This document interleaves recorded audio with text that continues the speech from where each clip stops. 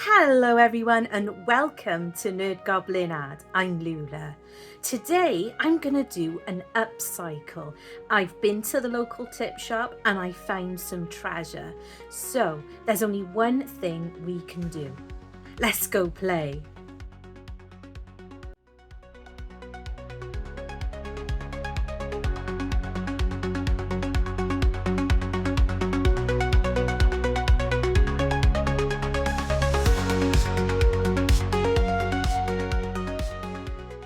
Well, hello. So, as I said, I've been to the local tip shop and I found this tired looking box. Now, I have sanded it down. It was really ugly. There's a little bit of what it was like. So I picked it up. I think they charged me £1, which is cool. I also managed to pick up an actual jewelry box, but it's a really large jewelry box and I'm not quite ready for that one at the moment. It's going to be a really big project. So I'm just removing this little silver plaque from the back. Just easy enough to take off with screws, some kind of weird little thing. I think that this is like, you know, like a bedroom tidy or a bathroom tidy. I don't know, but I'm gonna save those hats. They're made of like a stone, almost like I think it's possibly resin, to be honest with you. So I'm gonna save those for something else. They'll go into my bits drawer. And I'm just getting rid of this rope, this awful kind of rope, like twine, that really peels and everything falls off it. So I've got all those out. So the next thing I want to do is I want to decide. I got an idea in my head, but not a full idea at this point. But I know, I kind of know what I want to do. It's going to be dragons. So, Prussian blue and turquoise. Now, these aren't heavy body paints at all, but they are a good brand. I really love using Winsor & Newton paints. They have a more, affordable range, which is this particular range, and they also have their more heavy body stuff. So it's absolutely perfect for this type of thing. It's just going to take a couple of layers. I'm going very much TARDIS blue in my mind, but we won't see that properly coming through until we get through a couple of layers first. Now, I'm not gonna absolutely bore you with painting it all over. I'm showing you what I'm doing because I don't want to hide anything from you guys. So this is just the first coat, and all I'm doing is I'm mixing the Prussian blue with the turquoise. And this is now the second coat, and this, as you can see, it goes on a lot nicer.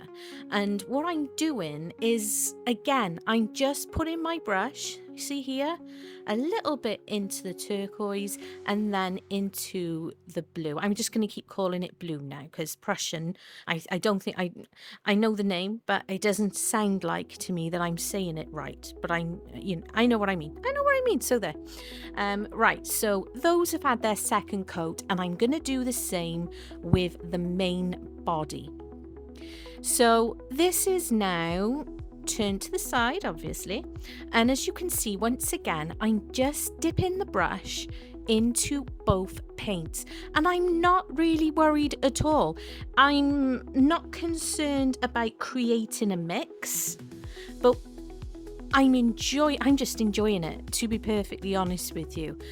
This is gonna be a 2-day project for me, and in general, these kind of projects I'll usually knock them out in one day, like from like say 8:30 in the morning till maybe 5 p.m. and I'll have worked on it all day. But on this occasion, I finally learned that to try and listen to my body and my fibromyalgia. So I've split this over 2 days work. And on the first day, I just busied myself with the painting and concentrating on the painting, and letting it come. You know, it's acrylic paint. Acrylic paint dries very quickly. But I think leaving it until the following day was a really good idea. So I'm just working my way around now, and I'm starting to introduce ideas of a bit of a highlight in certain areas. And it's just going by eye, really. It's, you add your paint on, and if I'm not really happy with the way it looks in that spot, I just go back to the paint again. At this point, I am just painting, and it's an artistic term before any of you crazy people in the chat decide to be cheeky and rude. Wet on wet. So that is what I am doing at this point. I'm a massive fan of doing the dry brushing, but we're not at that point yet. I'm still working on the colors. I'm still working on what I'm liking. And as you can see, I've not cleaned my brush out at all. So I'm just putting on both colors again. And this is going to be the final coat. And then I'll be starting the highlight work. And as you can see, I'm adding the paint on, and then I'm very gently blending it. Once I'm happy with the way it looks, I just blend it down. And it's a good technique. It is a technique. It really is. It may not look like it. It may look like somebody's just slapping paint on on furniture, but it is honestly a technique, and it is well worth learning. You can get the paint to a certain I can't think of the proper term, stickiness. And it's like a really really lovely point where it's not quite dry yet, but it's also not sopping wet. So the blending really does work, and you do learn that. You do absolutely learn that as you go. And as you can see here, now I'm just going into that turquoise, and I'm just laying it out as little points of colour interest, pops like that, and then using the brush. So this is going to be my next highlight. It is a blue colour by Peebo. These colours at the moment in the UK, they're available in Hobbycraft, and they're not massively expensive either, which is nice. I've also changed brushes, and I've gone for this brush is a hog brush. Is a hog hair, and it's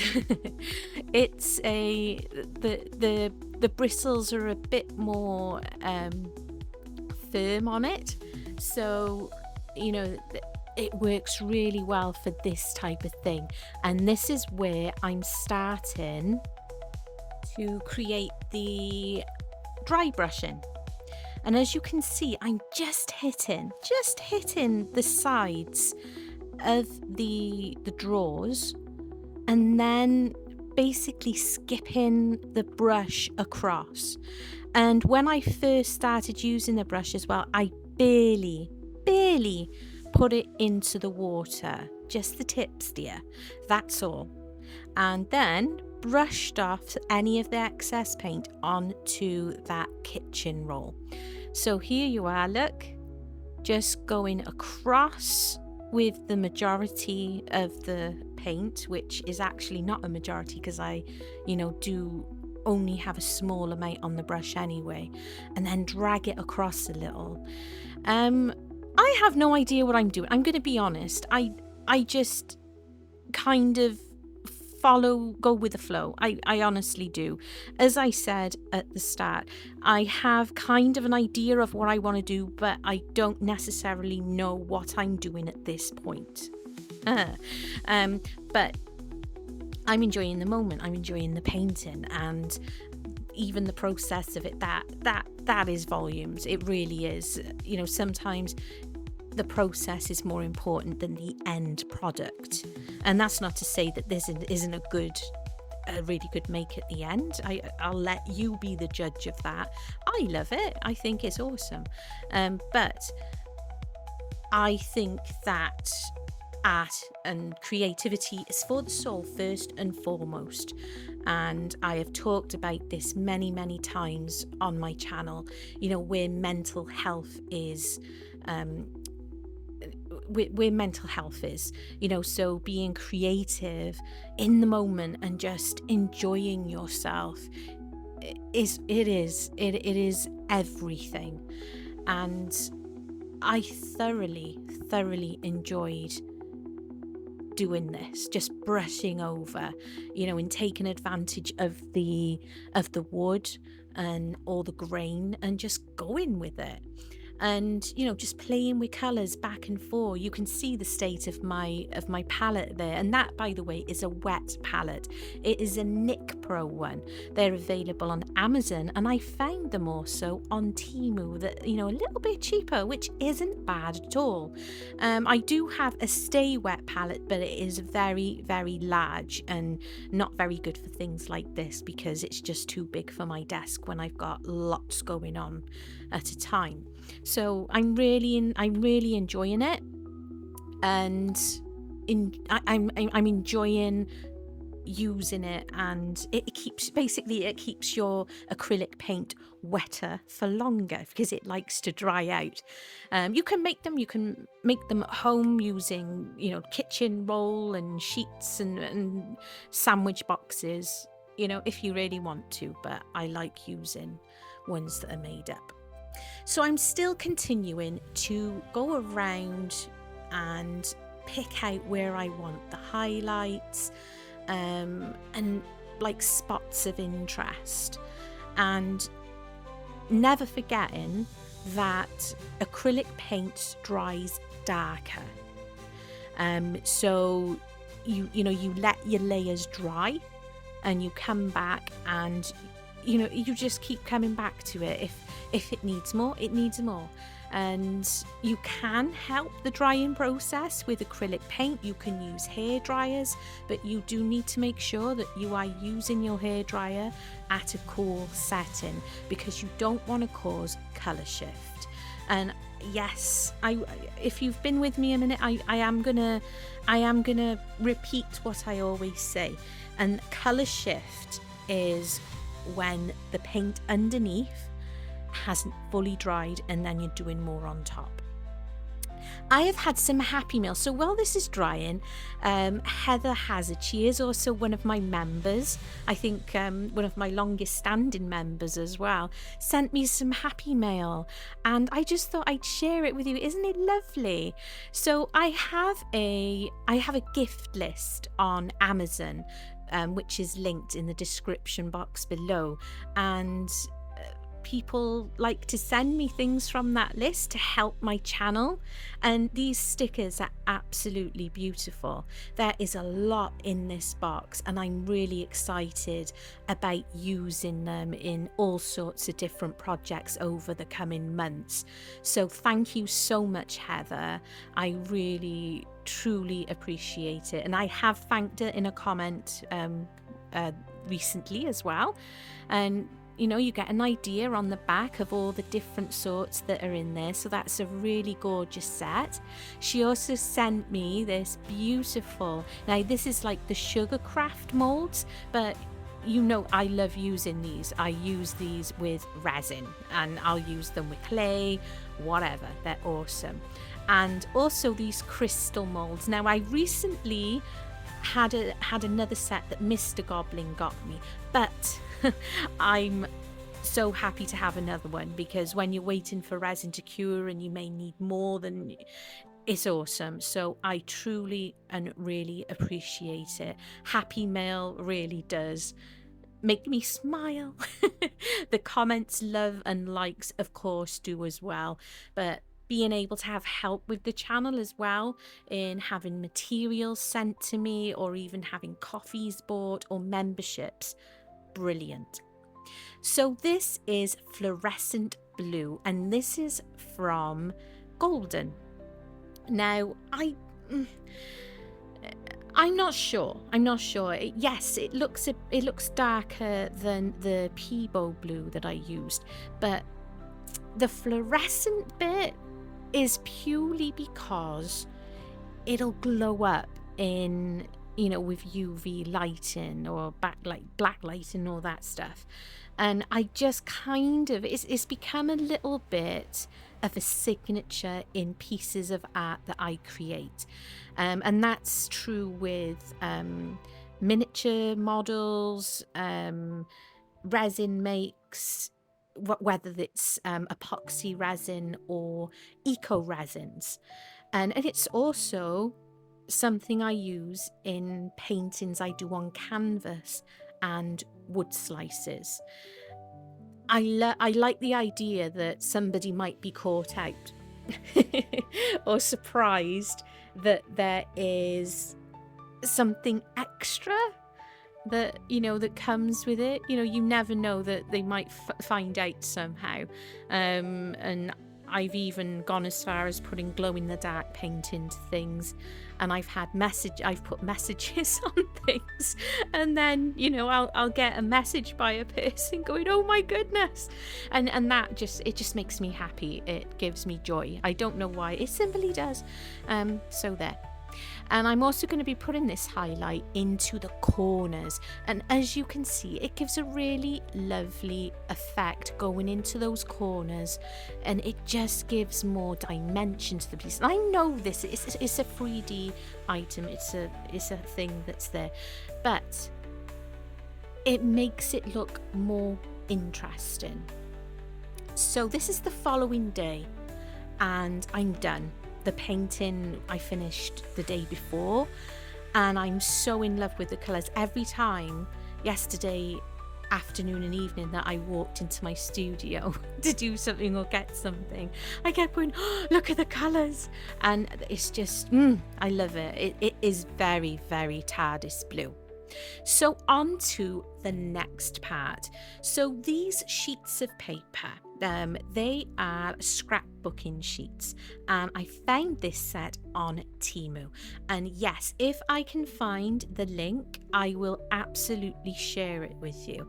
But what I want to show you doing this piece is that you don't necessarily need to have artistic skills to create something like this. You could be going to a charity shop, a thrift store, or recycling centres that have the reuse shops, which we have a lot of in the UK, and you could potentially be getting bits and pieces like this and enjoying yourself, and not being too caught up on the fact that you can't paint a dragon. I had considered, and I was going to paint my own dragons onto this piece, and then I thought, well, when I've been doing my live paintings, there's been quite a few people saying I can't paint, I can't do it like that. So I made the decision to show you how to create a piece with a different skill. Now, I'm using the water around the edges of this picture. Now, you just saw me basically measuring it out, getting a feel of where I wanted to place the print. And doing this tearing thing, it means that you're not having just those fresh lines. I didn't want to rip it, because knowing me, I would end up ripping parts that I didn't want to rip. I'd rip through the dragon's wings or something like that. So this gives a little bit more control. So just going all around the edges with that's just water. That's all that is in my cup there. And you just pick it away you brush it away with your finger, or even the brush works. When I do the second one, I don't film doing the second one, I just use the other end of the brush.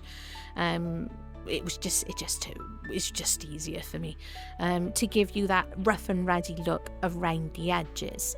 Now, after I'd painted this piece and had the evening and the night to think on it, I knew I wanted to create a piece that was dragon based, and I wanted it to be a bit more colourful. You know, when I've done a lot of work in the last couple of months, it's all been quite, black golds, black purple golds. So I knew I wanted to do something colourful, and I wanted to do something with dragons because I love dragons. Who doesn't? Well, you got to be crazy if you don't. But anyway, I digress. So I was imagining, because I've been doing stuff with theory, and I often say, wouldn't it be lovely if there was like little portals into a magical world? So this is where the idea came. I could have portals looking like they're opening up where we can see dragons. And this could be a magical box, maybe it's just a seeing box or something like that. So that's where my idea came from. Oh, that in the corner, that is my QR code if you would like to buy me a coffee. Don't feel obliged, it is very much appreciated. I get a couple every now and again, and it just means that money is just another way of giving if you don't want to do supers on the channel, super stickers or anything like that. It's just appreciated, and I am very, very thankful because it means I can get more materials and bits and pieces for the channel. This is just Mod Podge. It is a matte. I don't want it to be shiny. I want it to all kind of tie in together as a piece. So, you can use glossy, matte, whatever. I've gone for the matte. You can just use normal school PVA glue, anything that dries clear. I just like using Mod Podge because I don't have to mix anything really and stuff like that. So as you saw, I put the glue on the bottom, and now I'm placing it over the top as well. And although I don't show you, because there's no need to keep showing you the same thing over and over, I do give this 3 coats of the Mod Podge. And that's just personal. I think two would probably be fine, but I decided to give it the 3 just so it was really, really like on there. So yeah, and as I said, we're going to be doing more. This isn't finished. This isn't going to be the only part of this, because as I'm making it, the story is developing in my mind. So I've already done the water and tearing on the second piece. And obviously some of these images I have noticed you can find them online, and they are mainly unlicensed or free to use. So if you don't want to order from places like Temu or anything like that, you can always look online and look for license-free images. There's often loads, and one place you may find them is Pixabay, and that is a copyright-free place. So you can use artworks from there, and you can just print them up yourself and do what I'm doing. But as I said, I bought these. You might not have a printer, but if you do, that's another idea, isn't it? So I've glued all these down, and they have by now, they're drying on their 3rd coat. So this is one of those Sugarcraft molds. This one I believe I found on Amazon, and I'm going to be using the Jade Diction UV resin. But first I need gloves. Magic. Talking of magic, we need magic. So, it is absolutely possible to cast these molds with UV resin. All you need to do is have a good UV lamp and patience. You will have to do, I believe this took 3 or 4 layers. Now, yes, possibly I could have cast it with epoxy resin. I also could have used eco resin. I could even have used clay. But I'm impatient, and we know this by now. And by the time I made my mind up of what I was going to be doing with this piece, I didn't want the project to go into day 3. Because I do have other projects I want to get on with, and you know, there's a shop and life, children. So I decided I'd do it this way. Now, when I've done this before, when I've done other upcycles and I have used the same kind of sugar molds, I've very often just used straight clear. And then once they're cured, I have painted them black and then embellished on them with like the antique gold. But on this occasion, I decided to try a different way. And very much like you would see people doing with jewellery. So putting down a layer, curing the first layer, and then adding a colour. And then back, and then another back. You'll see anyway. The long neck lighter just helps get rid of any bubbles. You saw me going around with a silicone tool. If there are bubbles in there and bits missing, am I concerned? No, because I want it to look old anyway. This is turquoise blue, or was it turquoise pink? I looked at the screen. Just as I was putting it back down, and I'm too lazy to go back, so I'm just looking in my pot. It is turquoise pink, and this is some of the new holographic chameleon micas from the Tiny Turner. They are the Toompish crafts range, and they are available from Toompish. I will link them in the description box below. These are new out and they are beautiful. I haven't played enough with them all yet. I've just done little bits and pieces here and there, but I'm gonna do a proper play with them. So I've burnished that in all over, and now I'm going to do another layer of the clear resin. When I'm using the lamp, I'm putting it on for 5 minutes and then turning it and putting it on for another 5. As I said, it takes a little bit of patience, and you know, that's fine. It doesn't hurt.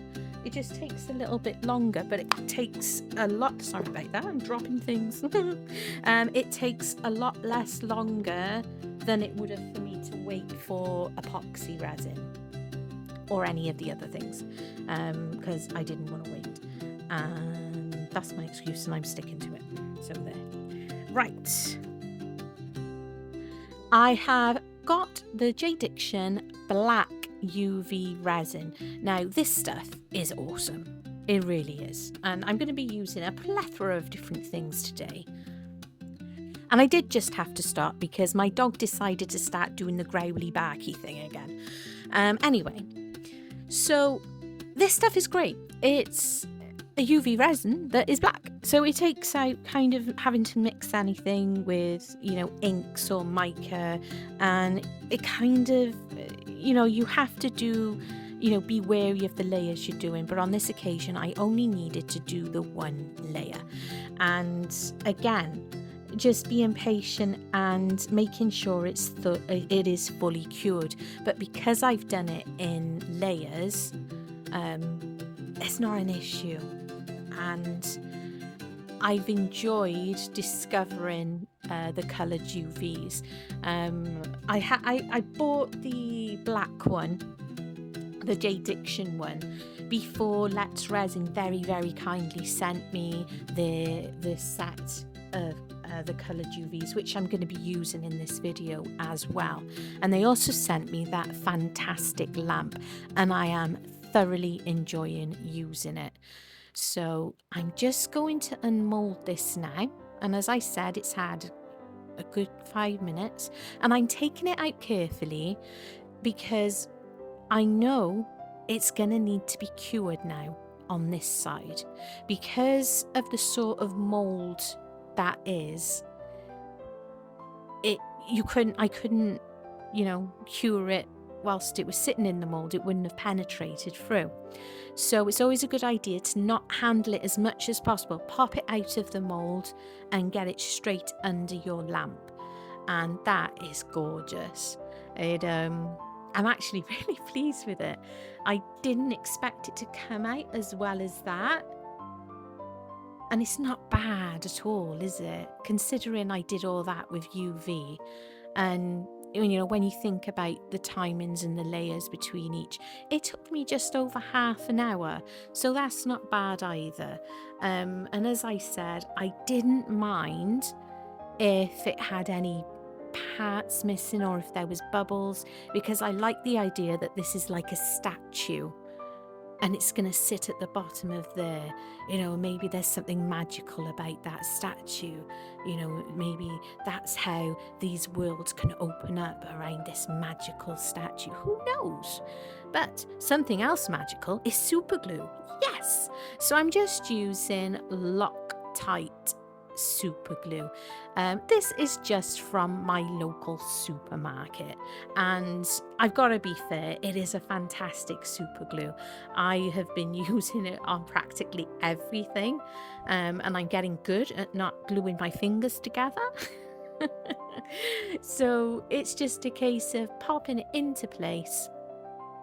And you just wait a few moments. If you need to hold it in place, then absolutely you should, But you will feel, you'll feel when you can let go. That's how this stuff is really good. And I would say 10 to 15 minutes is all it really takes. So, it's a really handy glue, and it's like an all-purpose as well.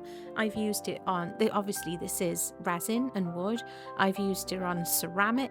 I've used it on all sorts, and it seems to work and take it really, really well.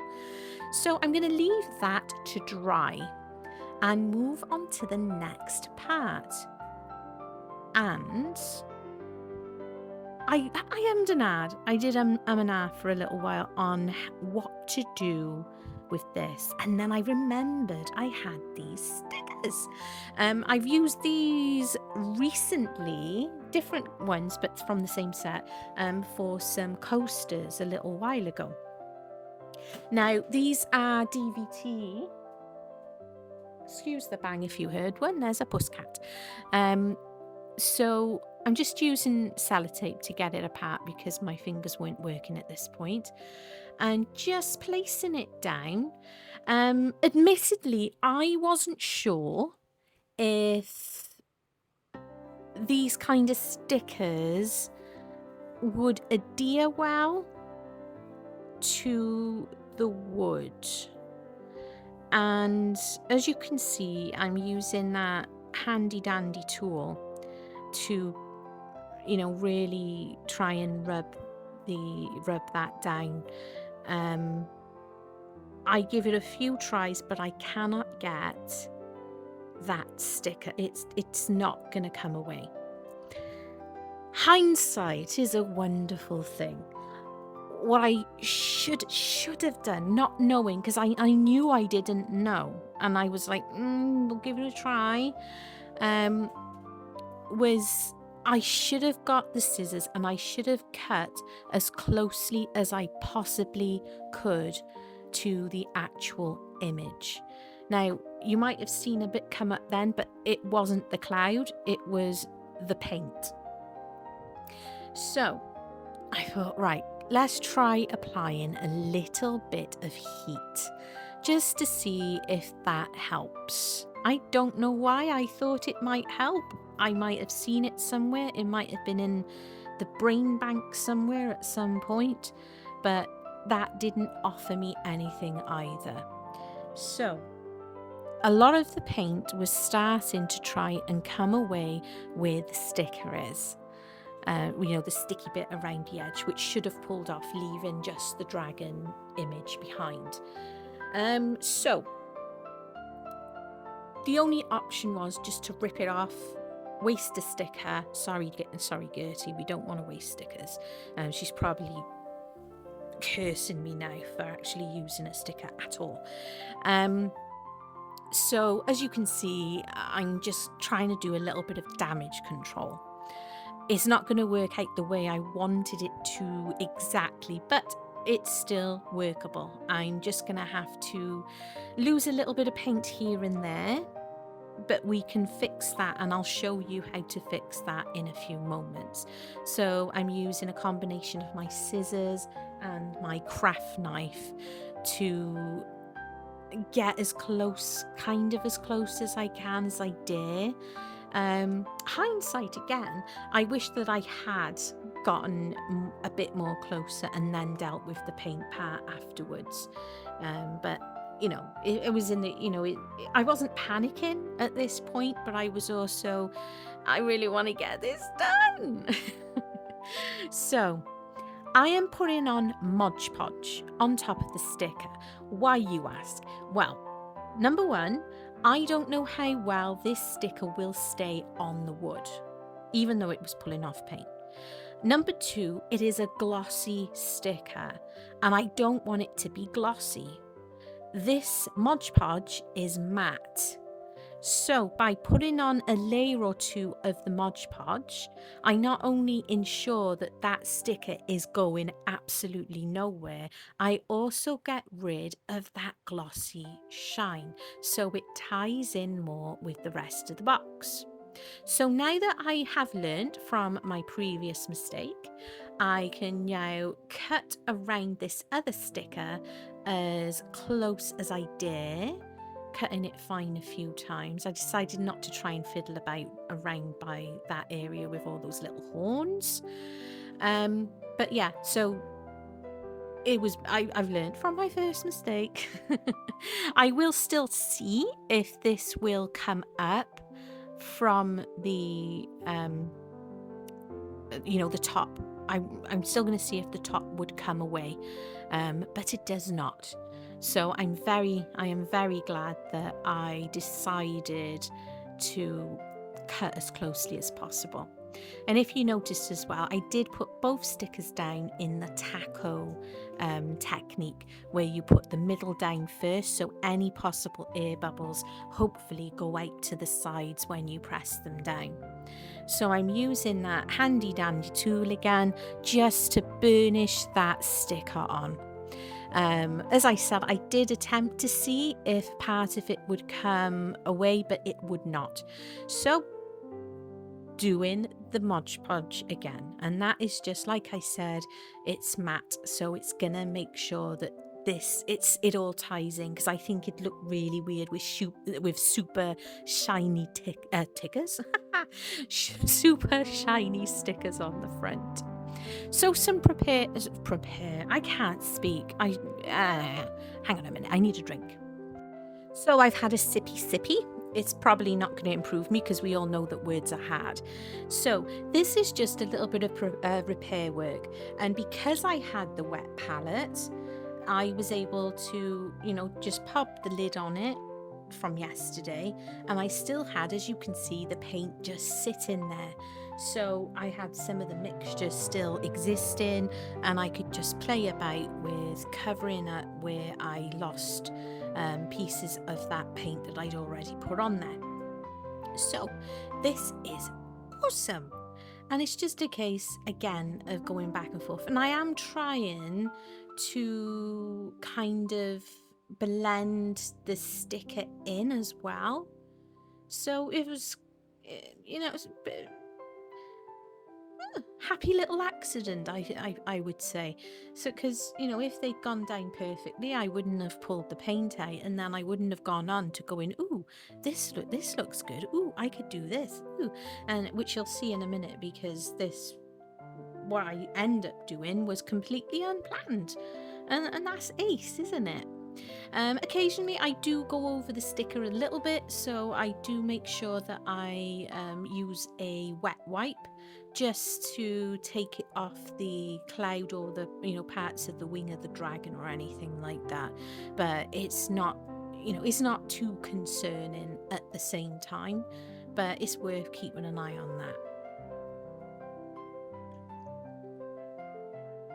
I do end up changing my brush. It's a couple of I do this like first layer with this with my fuzzy birch brush, and then I do have to change it up because I realised that it's not giving me the effect that I want to go for, and I dig out one of the brushes that I had used previously. So this is what happened because of pulling out the brushes, the paint again.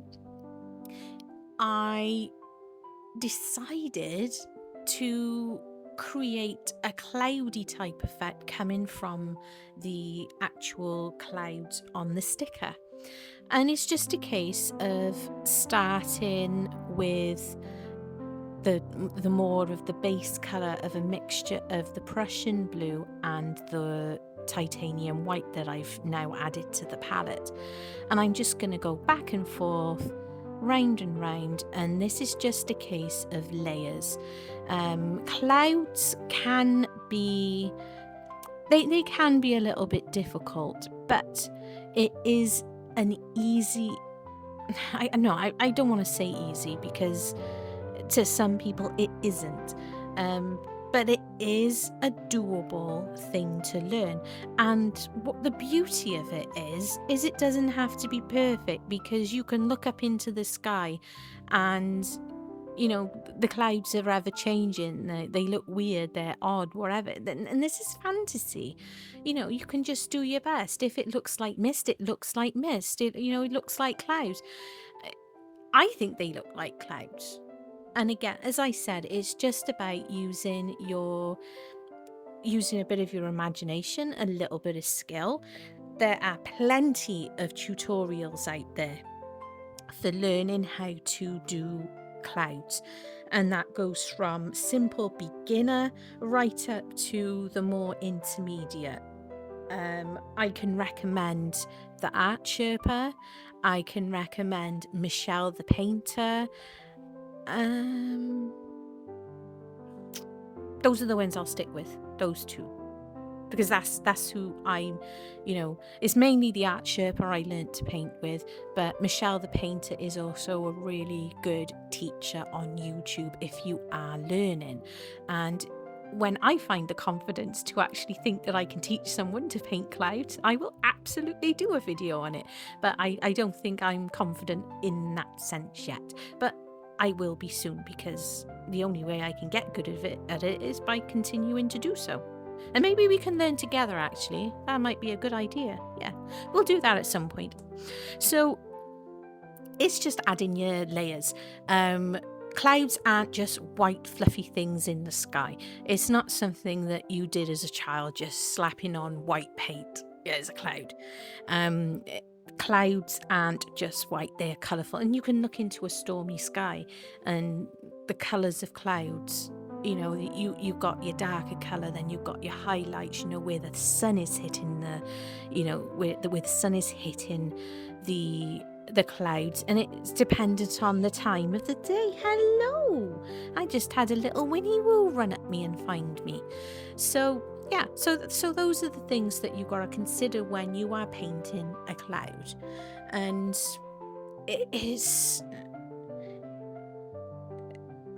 just a bit of like paintbrush control as well. And if the brush isn't working for you, you need to change your brush. That's as simple as that. And as you can see, I've changed back now to that fuzzy bird brush, which used to be a filbert, is now my fuzzy bird. It has become a very, very good brush for creating things like this. So I'm going more into just the titanium white now, putting a small amount on the brush, sweeping it off a bit. See there? just showed you just the smallest amount of paint on that brush, and then this is becoming the highlights of the clouds, and it doesn't need to be all over, because the reason for doing the layers with the darker first is they still need to be there, so you're not just covering it all over with the titanium white. You know, you need to use those undertones as well. I hope that I've explained that well. So there we go. It's always important, of course, as well, just to let it dry between your layers so that you get that better effect. And I'm really happy with this, actually. And is it perfect? No, but it works for me personally. I'm really chuffed, actually, very chuffed. I'm actually very impressed with the sudden thought to do it as well. So yeah, I think it works for the piece, and it gives a bit more interest also, so it's not just the blue there. And I think personally, I think this one looks a lot better, but I think that's because of the color, not only of the dragon, but of the almost like cloudy, crystally type shapes that are behind him. So it manages to blend in a lot more than the more goldy brown dragon. But as you can see there, I'm just dancing the brush around the area, and I'm not completely covering the work that's already done. It's just that is where you just need to be a little bit careful, a little bit patient, and just stop. You know, not feel the need to fill it all in and cover everything up.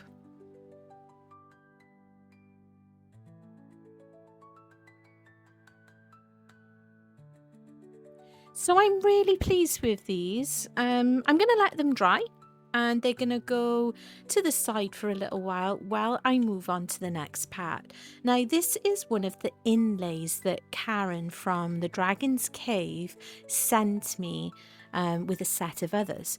And it's a dragon, and it's absolutely perfect for what I want to create. What am I creating, you may ask? Well, I'm using the Let's Resin Cabochon mould to create a handle, well, two handles. I'm going to show you how I'm making one, and then magically two will be ready by the powers of editing. So I just put in some clear resin, just UV resin, and I just sprayed the inlay with a little bit of isopropyl alcohol, just to try and dispense with too many bubbles, and just placing that inlay into that resin, and it's gonna get a cure, and it's only gonna take 2 minutes, but I do this side and I turn the mold over and do the other side, because of course that inlay may be interfering with UV resin being cured. I'm just using my handy tweezers there to take the inlay out, and I'm going to use the same holographic mica from the Tiny Turner, and I'm just going to brush that onto the area of the inlay. And you'll see it now. I'll show you in a moment. It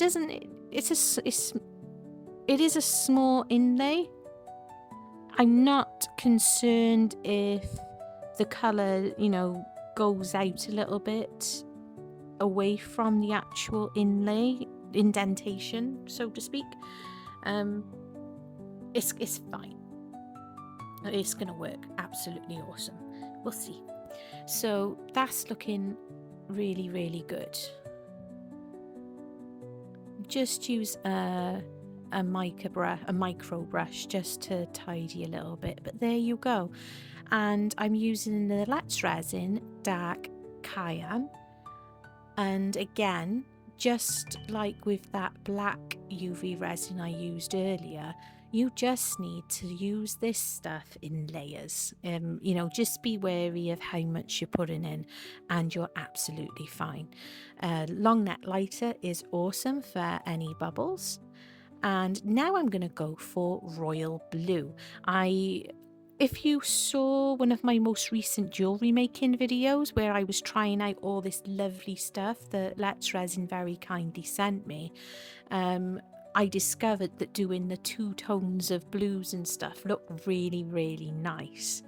And it does actually take, I do actually do one more layer as well. But check that out. Isn't that lovely? I really like that. So this is gonna be a handle. Yes. And I'm gonna make another one, but I don't film that because this video would be really, really long. So here are the 2. So they're gonna be the handles on these drawers.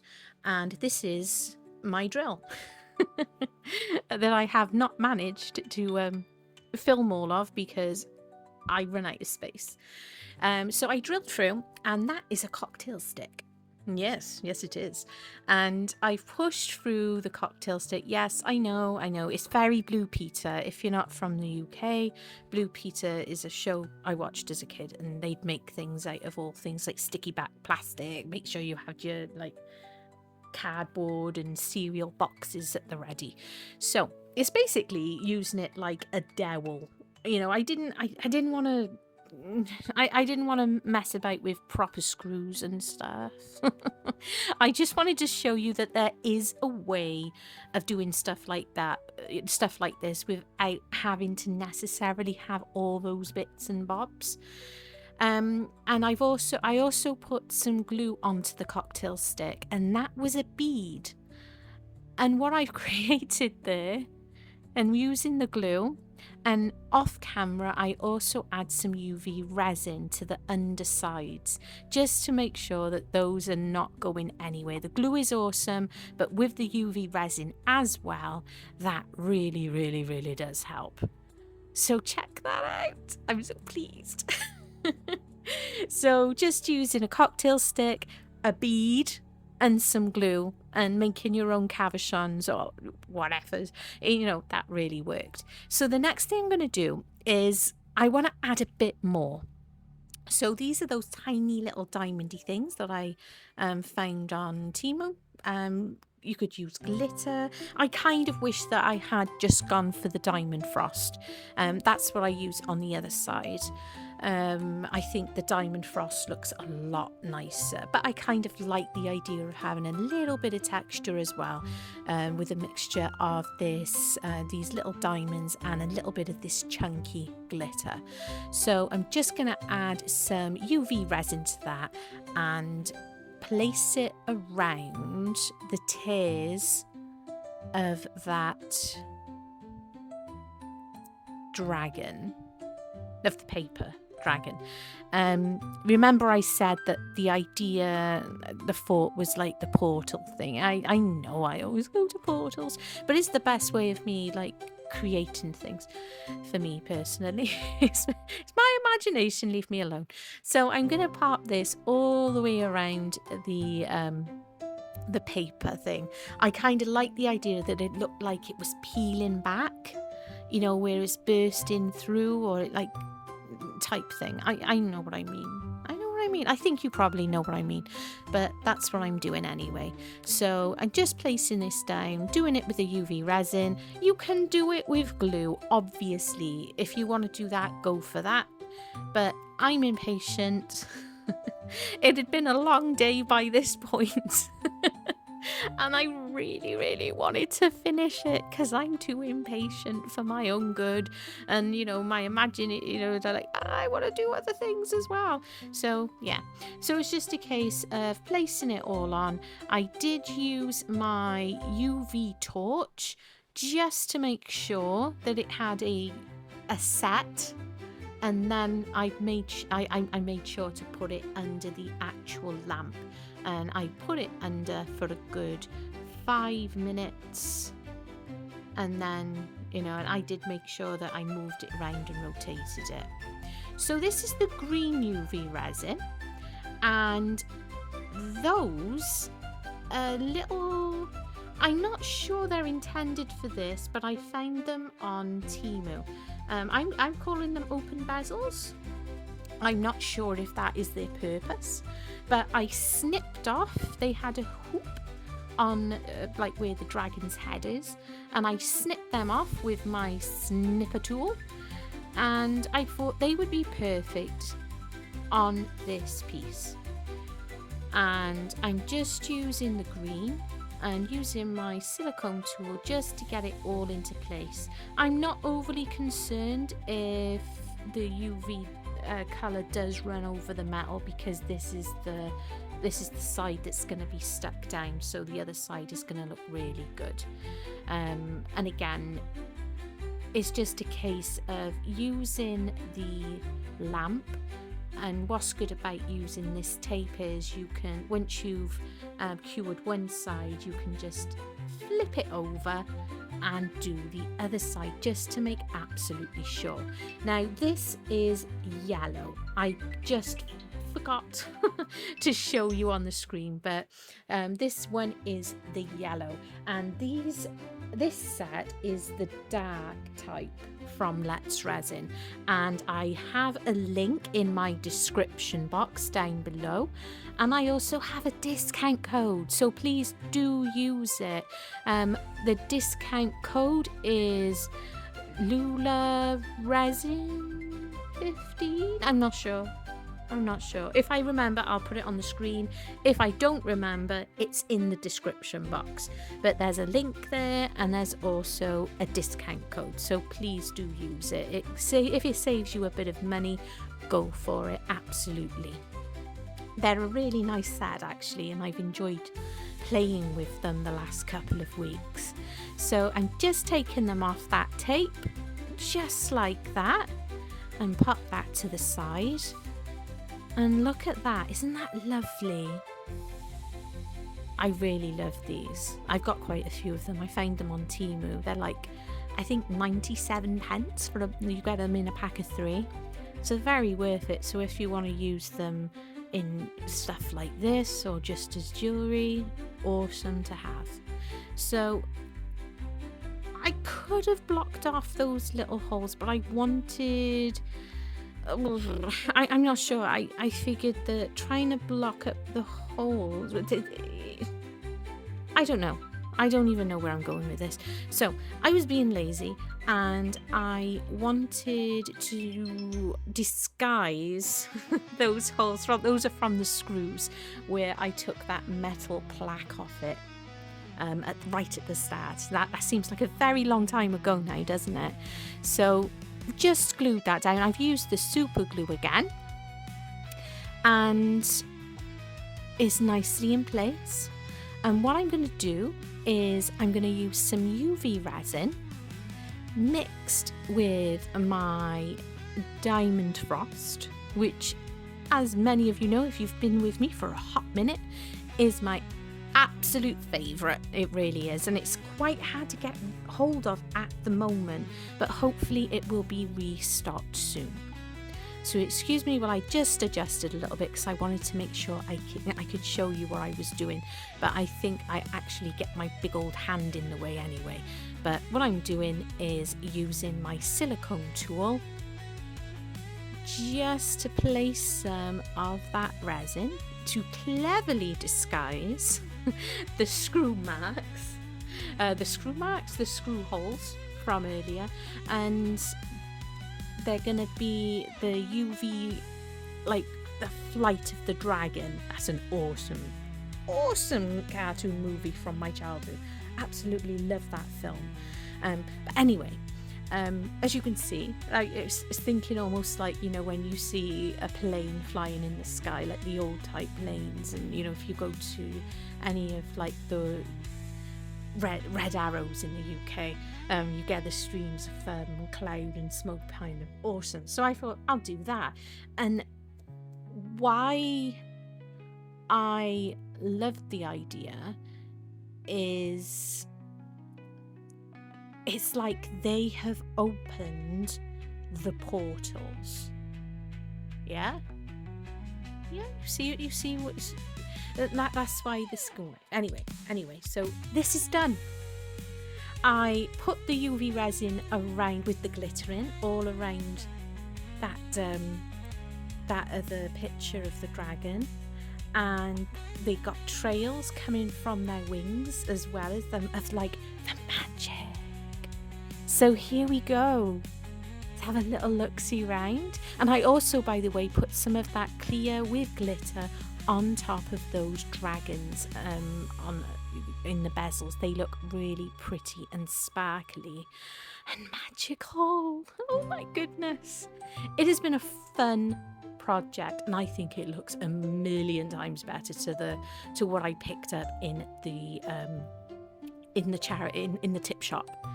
And that is looking cute. Oh my goodness. I love it. I really do love it. And I'm not being big-headed. Yeah, I am. I love it. And I thoroughly enjoyed making it. I hope you enjoyed it as well.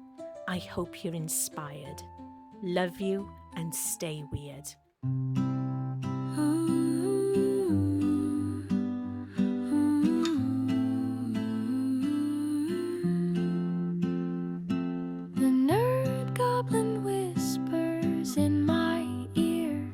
Stay weird, stay wild, no need to fear. She molds her dreams with resin and clay. Whimsical wonders brighten the day. Stay wonderfully weird, let your colors unfold. Frogs and dragons, stories untold. Crocodiles dance in a resin sea. Stay weird, stay wild, stay